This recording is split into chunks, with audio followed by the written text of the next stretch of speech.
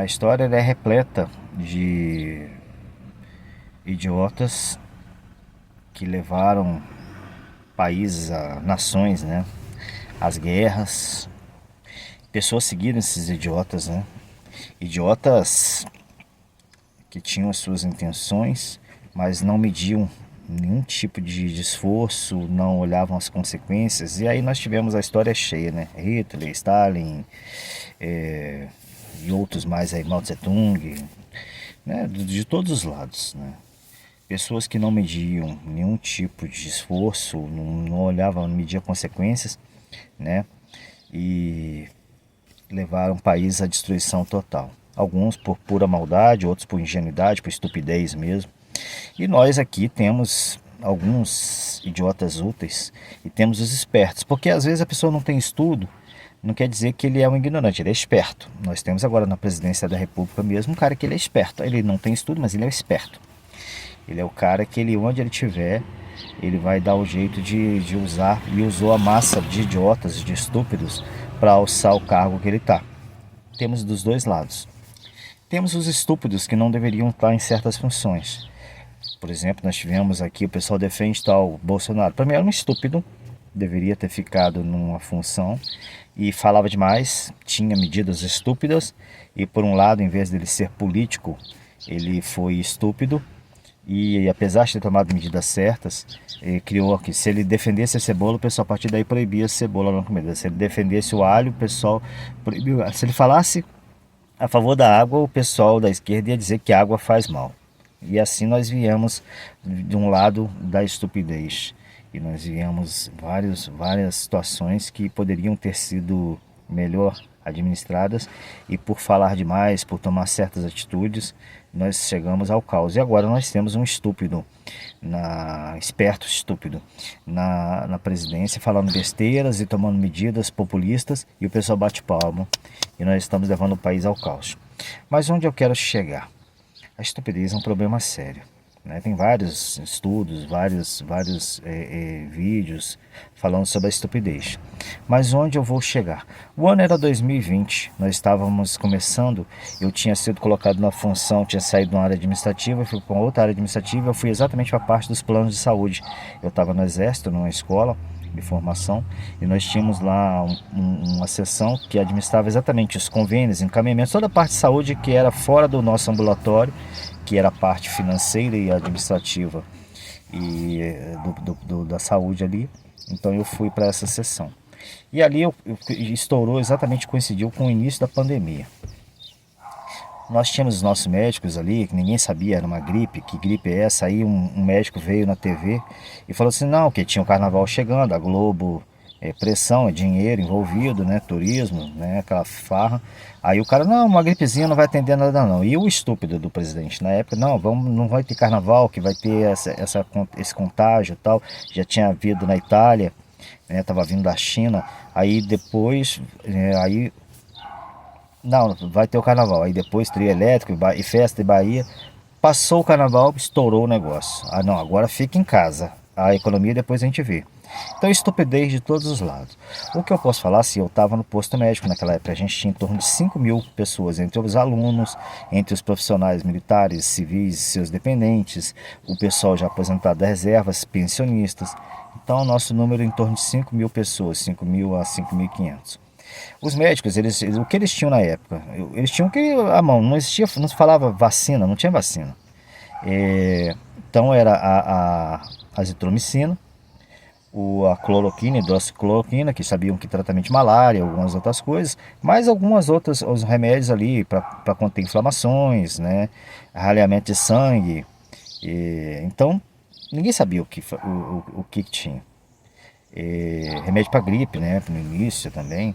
E a coisa foi tomando um rumo e a gente viu as pressões que vieram de fora. Hoje a coisa estourou lá nos Estados Unidos, o tal do Anthony Fauci, que era o cara bam lá dos Estados Unidos, e agora mostrou-se que o cara estava totalmente envolvido, além de laboratório, mandava dinheiro para laboratórios na China, que agora a gente já sabe que o vírus realmente surgiu, que a família Bolsonaro falava desde o início, olha, o vírus saiu da China, o vírus saiu do laboratório da China. Foi tudo proibido, né? Eu tive aí, não, várias pessoas, né? Eu tive meu canal do YouTube bloqueado, eu tive meu Facebook bloqueado, a gente não podia falar nada que era bloqueado, fomos proibidos de falar. Não, vai ser a vacina. E vai ser vacina, e vai ser vacina, e vai ser vacina. Aí aquele cara lá de São Paulo, acho que Dória, veio falar na TV e arrumou um contrato lá com aquele laboratório da China para trazer a tal da vacina para cá. E foi aquela coisa, o Estado não tinha dinheiro, que já pegou o governo quebrado e aquela pressão. E aí AstraZeneca e não sei o que, Coronavac, né, que é essa que veio para São Paulo e vai distribuir, e mais não sei o que, Pfizer, tal, e ninguém se preocupou com os efeitos colaterais. E vamos trazer vacina, trazer vacina, trazer vacina. E não porque vai ser a salvação.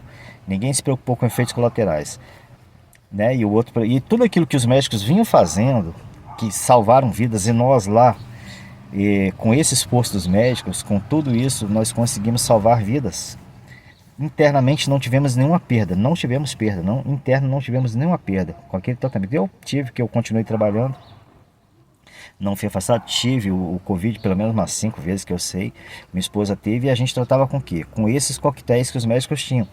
E nós conseguimos, ali, nossa relação de pessoas ali, tivemos perdas, mas onde quem? Pessoa que já era infartado, pessoa tabagista, que já tinha problemas, né, que já tinha outras comorbidades, câncer.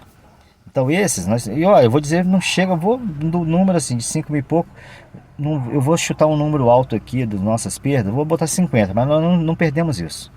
Não perdemos, falo do nosso grupo, que foi tratado pelos nossos médicos que também atendiam fora. Na cidade tiveram algumas outras perdas, né? Eu perdi um irmão, inclusive, no interior, porque os médicos não estavam mais usando aquele coquetel que era o que salvava vidas.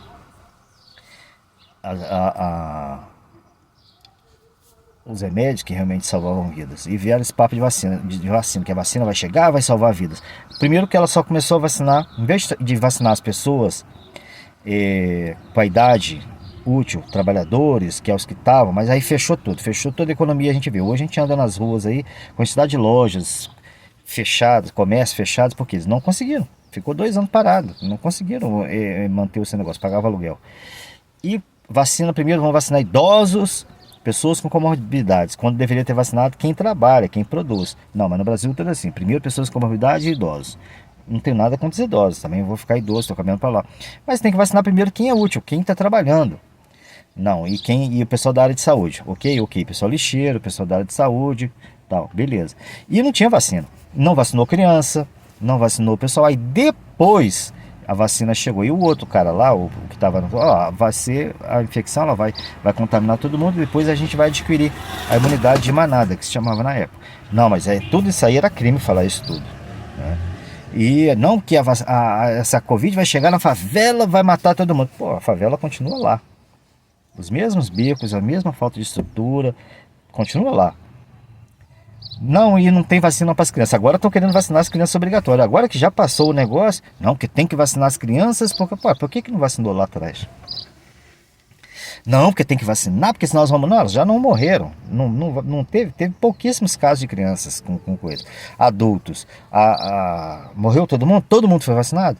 Aí vacinou todo mundo forçadamente. Aí agora a gente tem visto vários casos de infarto, AVC, pessoas morrendo, atletas morrendo, jovens morrendo.